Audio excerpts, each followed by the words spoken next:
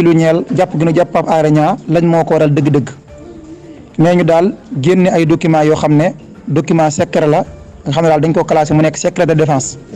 waaye itam daal di offensé armée bi loolu moo waral ñu jàpp ko en tout cas bu ñu sukkandikoo ci caractère daal ñoom ne ñu gën nañoo am daal lu leen leer ki jàpp Pape Alé Niang mi nga xam ne moom kër sa xibaar gi Dakar Matin nga xam ne waa Sûreté urbaine bu Dakar ñoom ñoo ko jàpp li waral ñu jàpp ko nag comme loolu mu leen wax rek mooy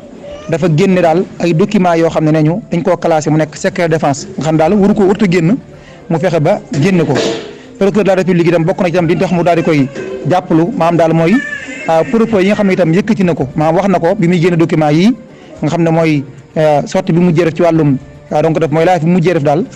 procureur de la république daal nee na moom mii dafa yëkkatee kàddu yoo xam ne kàddu la yoo xam ne mën na andi jafe-jafe ci biir armée bi maanaam daal kàddu la yoo xam ne mën naa sax li nga xam ne moo di refaltu am ci biir armée bi ndax ay kàddu yu mu yëkkati yoo xam ne daal jàpp na waru koo yëkkati